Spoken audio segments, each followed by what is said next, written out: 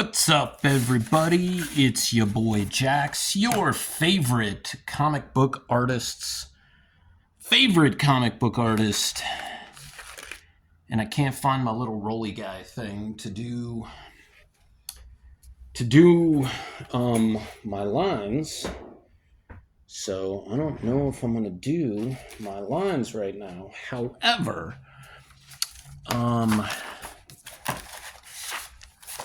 like to draw on all my panels, I mean. So I've been doing a lot of like pinup stuff lately.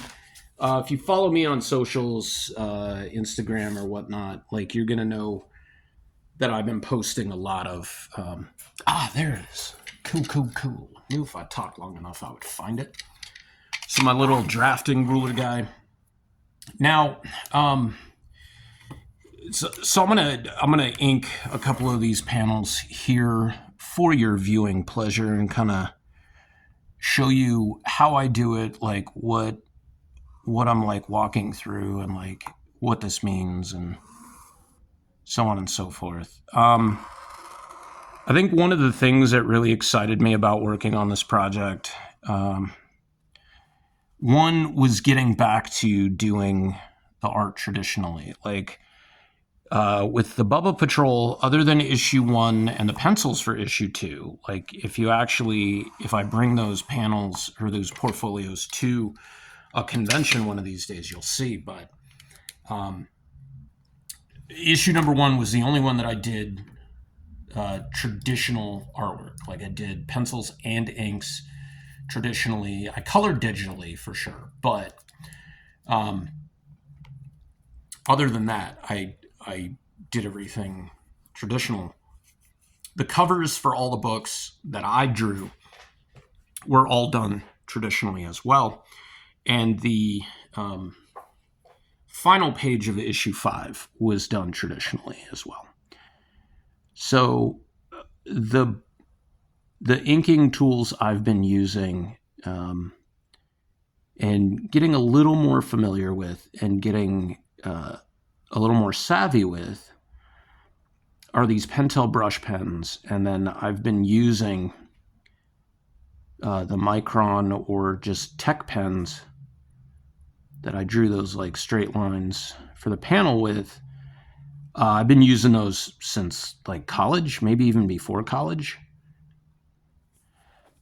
The thing I like about the brush pen is I have a really heavy hand, right? Like, so the brush pen forces me to use a slightly lighter touch on my artwork. I love the thick to thin like ratio with the line as well, and I'm going to show you some stuff that I do with like right there. But you can get some really, really good line weight variations with a brush pen.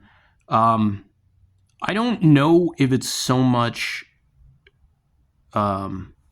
especially with a lot of stuff being digital now, I don't know that there's a ton of inkers out there who use specifically the quill, which I could never use. Like I seriously, like I bought some quills at one point and nibs and stuff like that, and I jacked those things up like super quick because of how heavy my hand was, right?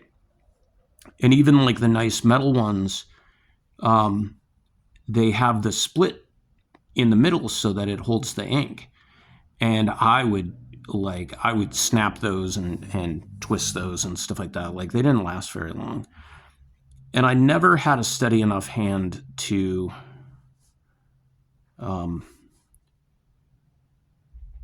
use a brush. So like some of these like Tech pen sets would come with like a brush pen. And a lot of times back in the day, like we're talking like 15 years ago, I would use brush to fill, right? Like I wouldn't use it to actually do these like brush techniques. And I've found that with inking Vanita's hair, I'll probably use Vanita and Guera interchangeably. And Guera is her nickname. But so, like, one of the things I love about inking with this brush specifically to do like these nice highlights in her hair and just kind of leave them there. And I was showing somebody like the finished pieces from the last couple pages on Messenger on Facebook, and she was just like, I really like the way you like your artwork. And I was like, thank you. I'm really having a lot of fun, especially inking her hair. And she's like, her hair looks super shiny. And I'm like, so just jokingly, I'm like, well, she takes really good care of it, right? Like that, what was it, like 100 strokes, no less. And I'm not going to ink this whole page. I thought, these two panels are pretty good. And so we'll probably just ink these. And so a lot of people would say, well, you got to know your light source and everything. And yeah, that's a really good truth. I'm not going to deny that. But the nice thing about art and doing something that's a little different, especially for me, is that this art doesn't have to be perfect, right? Like, I think that's one of the reasons why I not flocked to this project, but I really kind of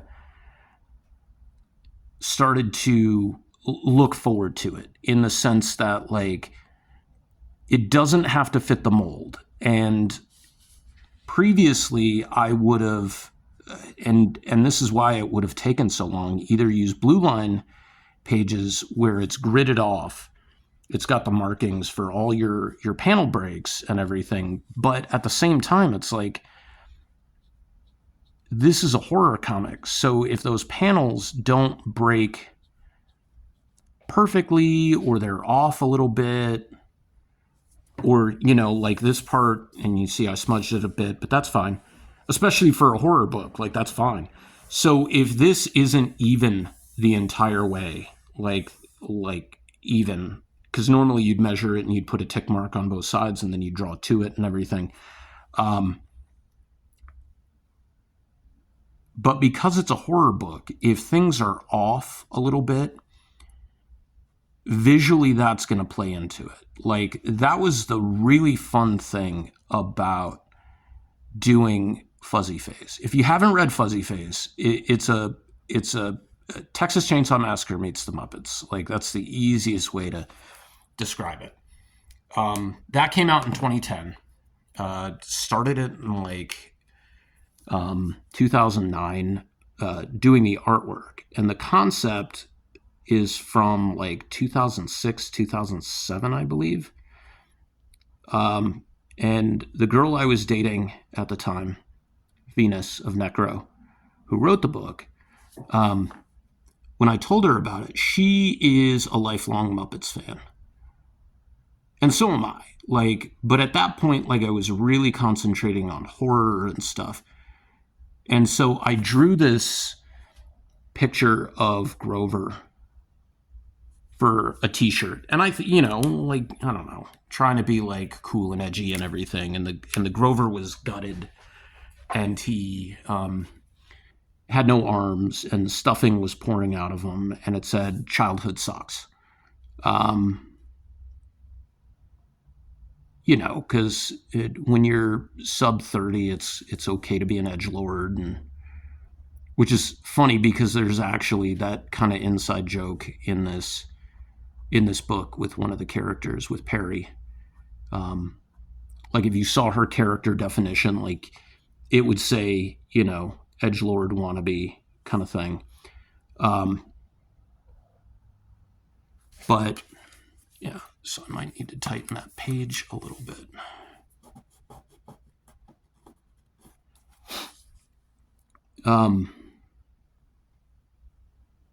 So yeah, I drew that, and then I thought to myself, well, what if Agnew was Fuzzy Face and he hunted down like other Muppets and stuff like that?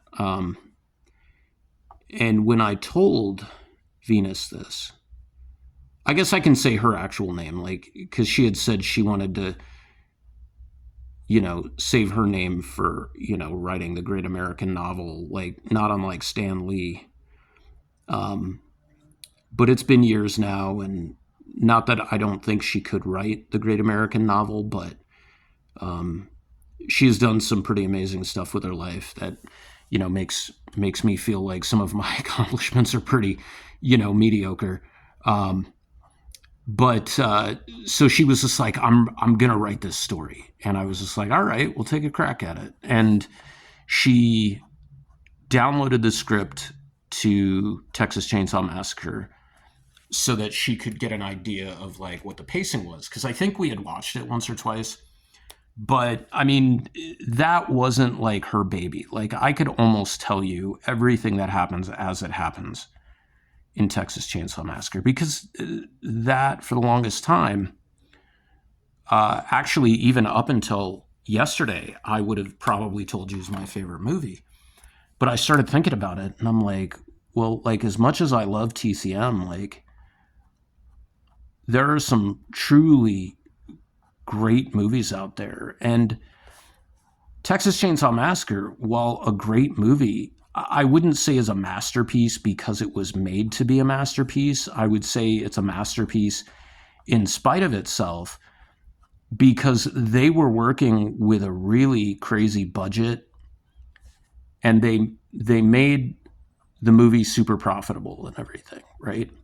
But anyways, that being said, I had a lot of fun working on Fuzzy Face because it was something totally different. I got to be a little more gratuitous with the line art versus trying to keep these like working on euthanasia, which, I mean, I will be the first to tell you, like, I loved working on that, especially at the time, but it's not a good book. It really isn't. There's so much wrong with that story. There's so much wrong with that book, that it's almost laughable, right? Like,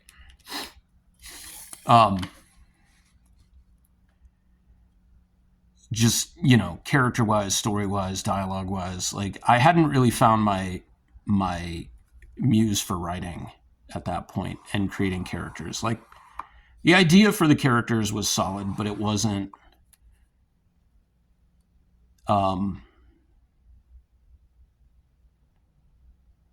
like, I hadn't really learned how to have, like, to give my characters a voice.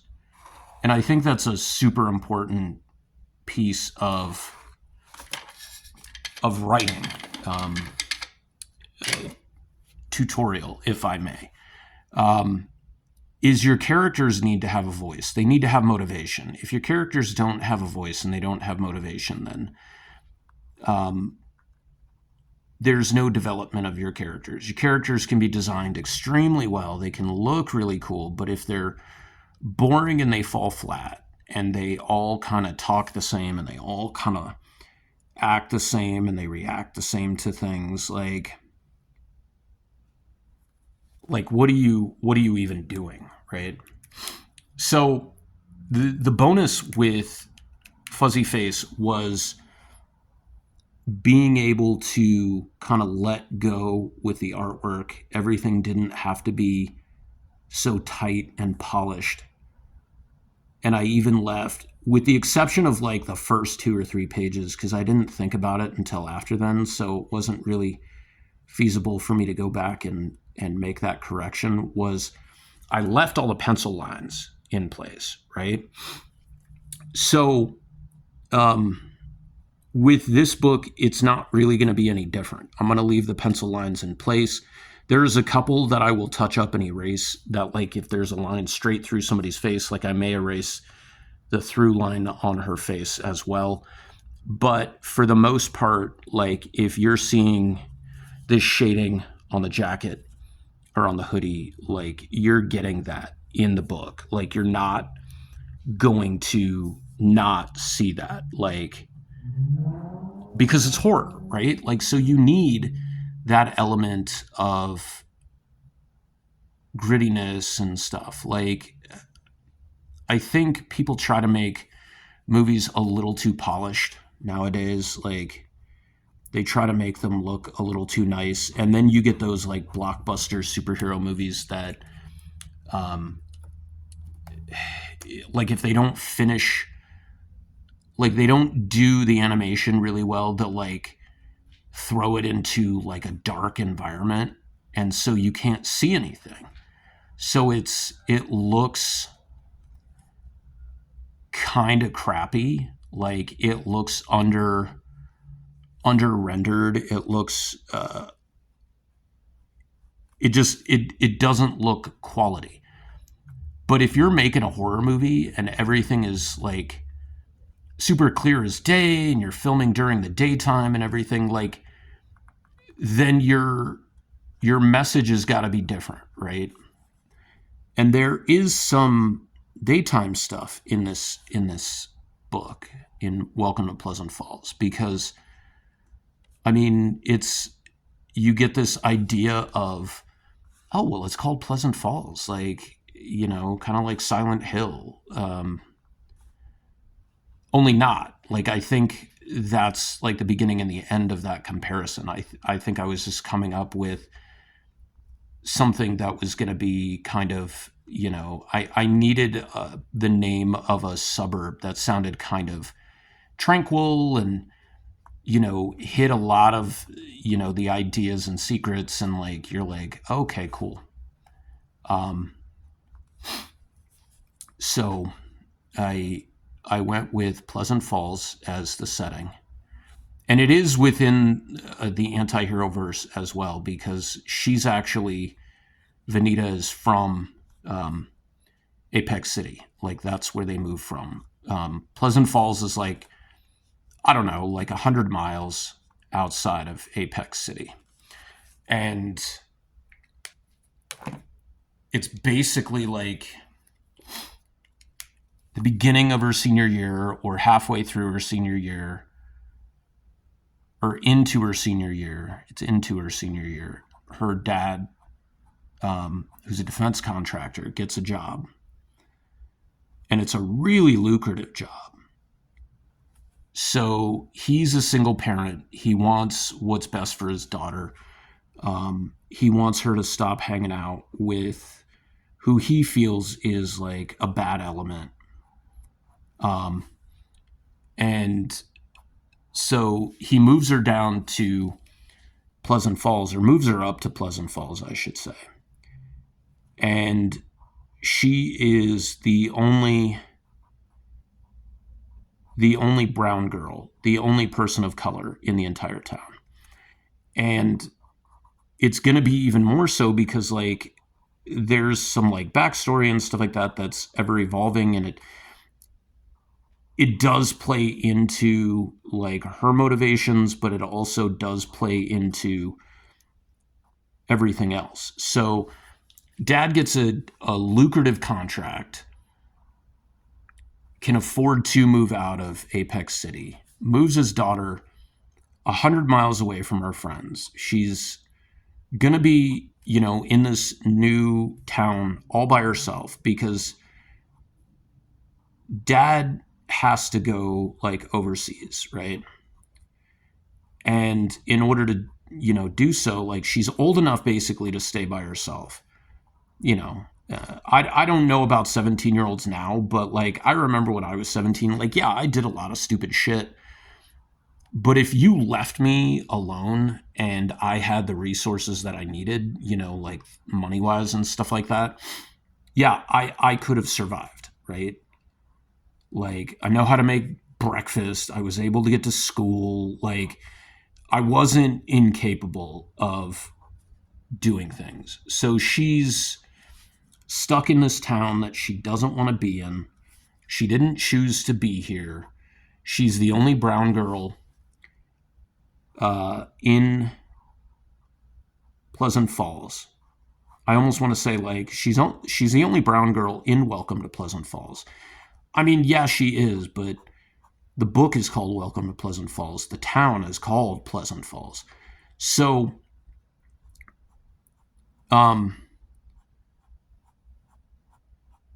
so also like her dad is gone, right? So he goes to go overseas and like do his defense contractor thing. And so then she's like super alone. And I kind of wanted there to be elements to this where it's less slasher, traditional horror movie, and more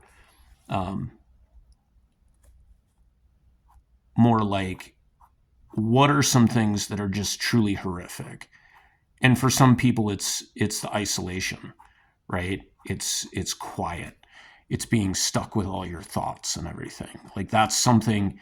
It's not terrifying to me. Like I've gotten used to, feeling either lonely or being alone with my thoughts. Like I've developed coping mechanisms for dealing with that kind of stuff, right? But at 17, 18 years old, like you don't necessarily have coping mechanisms for that, right? Like I wouldn't say you're a babe in the woods, but you're definitely like not gonna be like super duper mature. I mean, like we've learned things about the human brain and how it works and how certain parts of like your cortex and your frontal lobe like don't fully develop until you're in your 20s.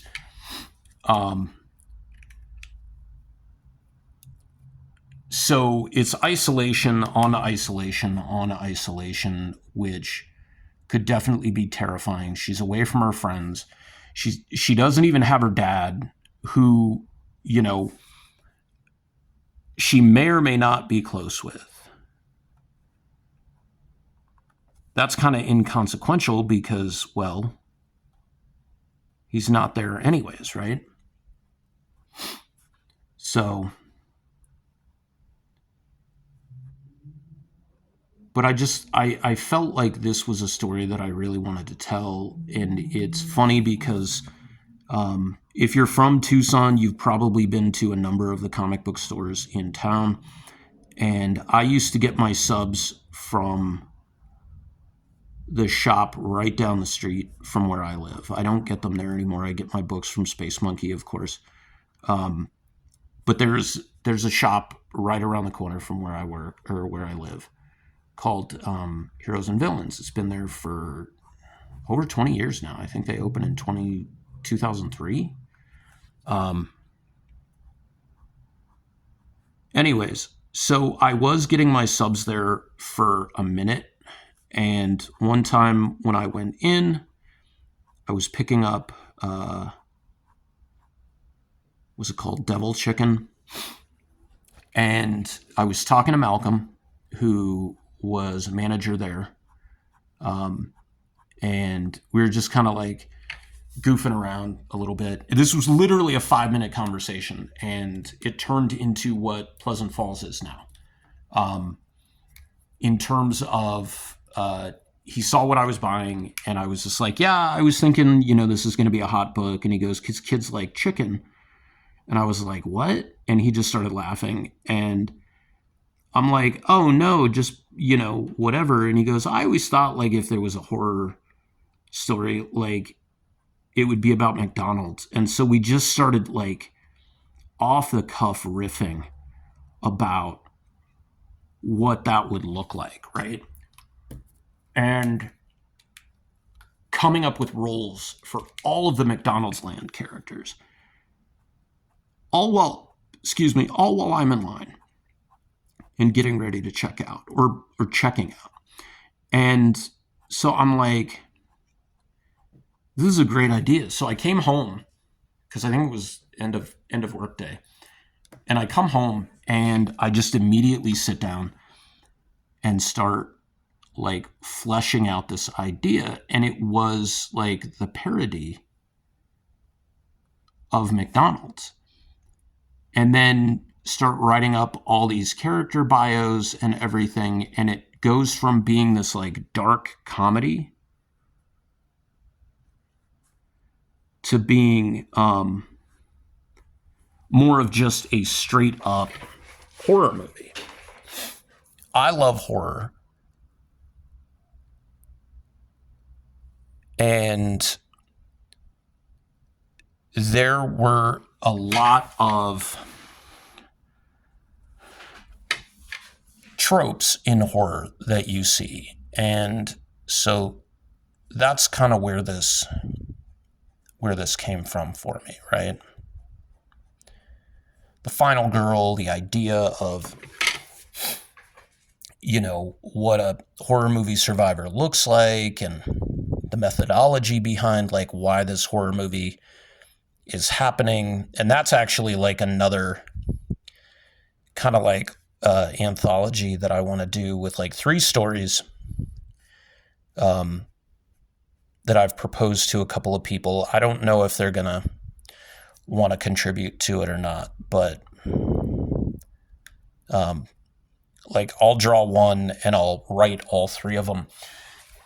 But it's a horror movie trope that I picked up on when I was doing 100 Days of Horror a few years back, where you try to go 100 days, which actually starts in late July. I think it's like the 23rd of July, and you try to watch 100 Days of Horror, obviously, but it's kind of like a twofold challenge. Like you try to watch 100 Days of Horror, but you try to watch 100 movies that you haven't seen yet. And not that was super duper hard for me. There's tons of movies that I haven't seen yet in the horror genre. They're all over the place, right? But it's getting into those movies. And I remember thinking to myself when I was like going through the challenge, like either the first or second year,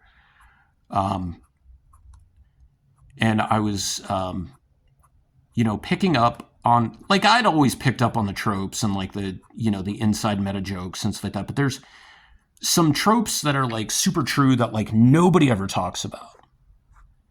And that's actually going to be what my,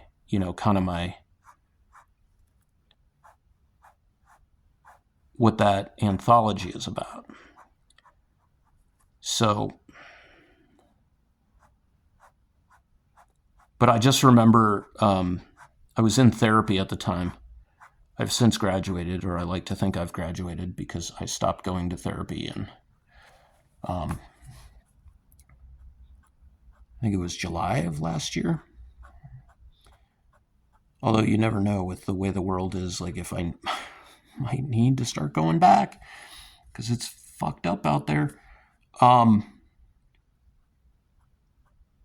That I was telling my therapist, I was like telling her about the challenge and everything, and she asked me, she's like, well, doesn't that affect like the way you sleep if you're watching all these horror movies? Because sometimes I was watching like 2 a night. If it was a weekend, I was watching, like 3 a day, 4 a day kind of thing. And I was just like, no, man, I sleep like a baby after watching these movies.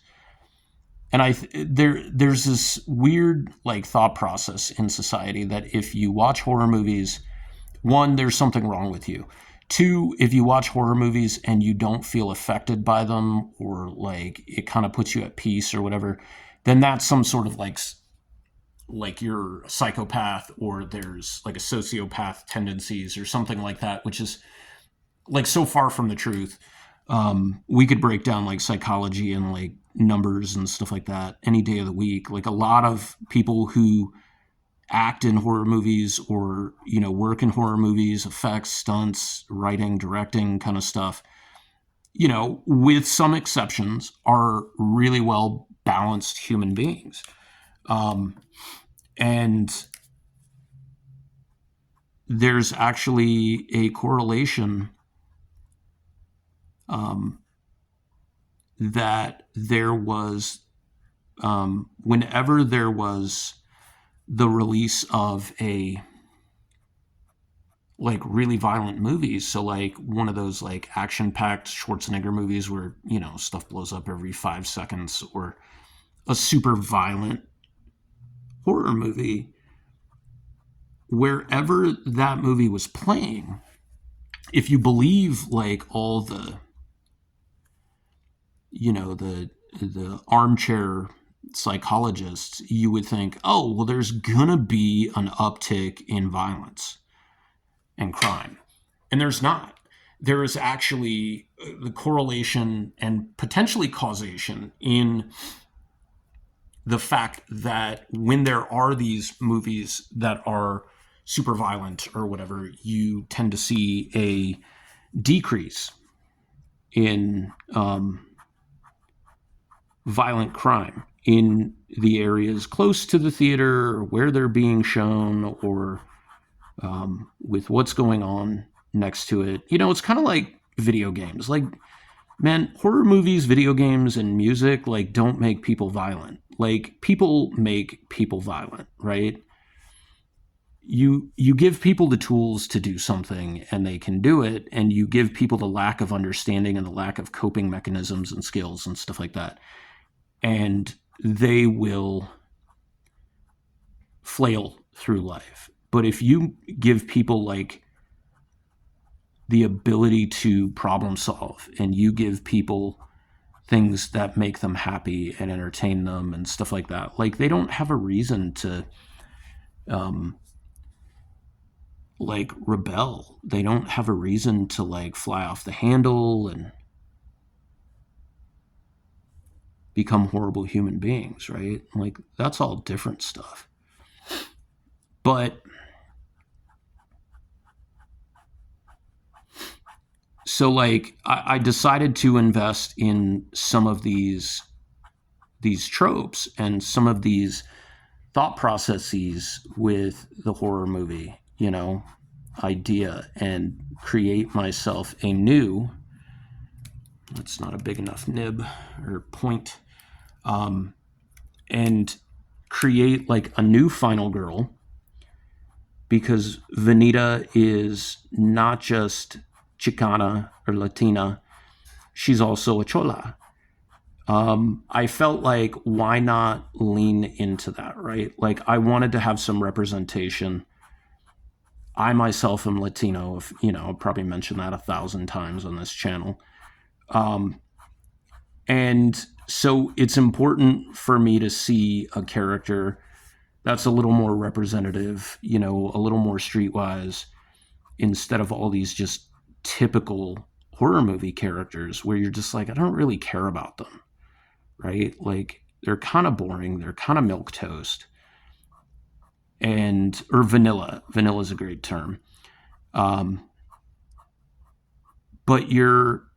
so you have this character that, I mean, for lack of better terminology, she's colorful, right? Like, she is a person of color, but she's the protagonist, but you kind of see the way she carries herself, and she's not your typical protagonist in a horror movie. Like, she's not sweet and bubbly. Like, she don't want to be here. And I think that's what makes her a little bit more compelling. Other things that might make her compelling are the fact that, like, she's not this little tiny little thing. She's a little bit taller. She's got broader shoulders. She's curvier. She kind of has a fuller figure. She's a cholita. Like, she's not a blonde, a little blonde. And she's got the nose. I wanted to give her kind of a prominent nose. And some of the stuff that people have said to me when they've seen the concept art and stuff like that is, I really like this character. I'm really interested in her.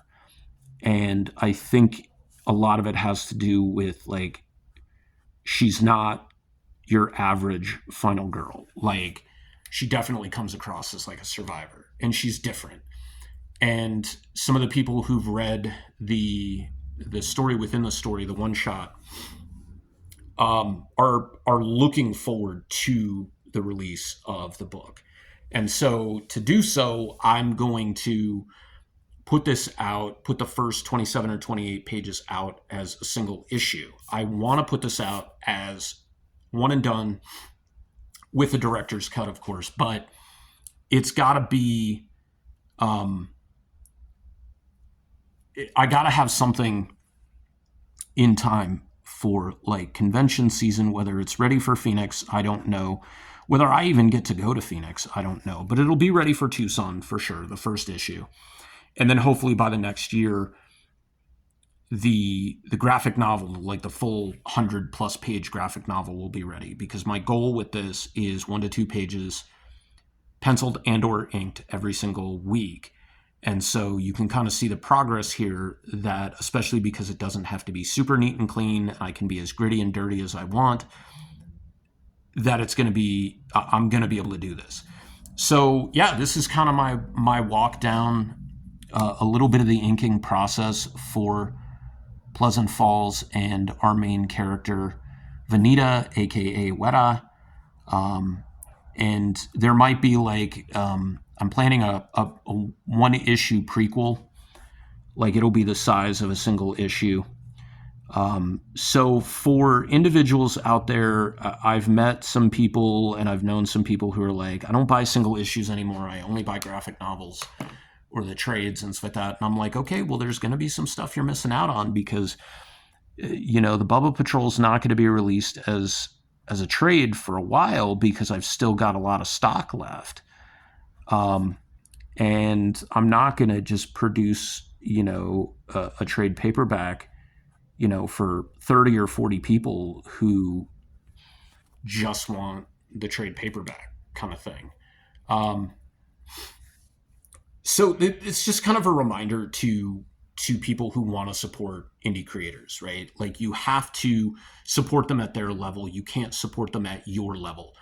You need to pay full price for their products. You need to, be good with getting commissions from them and pay full price for them. You got to be willing to let them produce the story the way they produce it, whether it's in floppies and single issues and sequentially, or whether it's as a single graphic novel, because then that's them being able to produce to the best of their abilities and putting out as much quality as possible. And that's a super, super important thing to do. I mean, you're not going to try to barter with your dentist. You're not going to try to barter with your plumber. You might be like, God, I didn't think this job was going to cost this much, but all right, because I don't know how to do it. So you need to be able to support people at that level. And if you can't from a financial standpoint, that's fine too. Like, nobody's going to be like mad at you or be pissed because you're not buying their book because you can't afford it. Art is a luxury, and that is something that I think a lot of people can agree upon. We come across art every single day in our lives, no matter what you might think. Somebody created everything that you're seeing on a daily basis, from computer programs that you see and the UI on your computers and your phones and stuff like that, to the books that you're reading, to the graphics on your packaging on your foods and snacks, and the street signs and the billboards, and like the layout of the grocery store. Like, everything is done with a purpose. There's a reason for it. And when you support independent creators specifically, you are telling them that their work matters, and you are telling them that you appreciate them for doing something that you couldn't necessarily do. And you might be an artist, or you might be a writer, or something, but you didn't create this, right? This is something that you couldn't create because it's coming from them specifically. So that's enough for this 40-minute video, me inking 2 panels, which actually isn't too bad and probably could have been shorter. But if you follow my channel, I talk a whole hell of a lot. And I just appreciate you being on for the ride. And I hope you'll be joining me. Like, at some point this year, I'll be running a crowdfunding campaign, but probably won't be on any of the platforms like Indiegogo or Kickstarter, just because I don't want to A, give them my money, and B, I don't need something like that, right? Like, I'm going to run it social media like I have with the past 2 projects, and just get it done, because I'm going to do a small print run and print a little bit of extra outside of what people have ordered. And that's going to be it, because I just want to get my story out there and tell this story the way I want to do it without any sort of compromise. Again, thank you for tuning in. If you cannot wait, and I hope you cannot wait for this story to come out, you can always head over to any of my shops online. There's a lot of new stuff that I'm trying to be better about putting into, like, my Etsy shop. eBay shop, not so much, but like my Etsy shop, new prints and stuff like that is going up. My Teespring, I'm trying to create some new artwork for some t-shirts, so stay tuned for that. But at the same time, please like, share, and subscribe. It doesn't cost you anything other than a few moments of time to click. And hope you're all doing well. Take care of yourselves. Till next time, peace.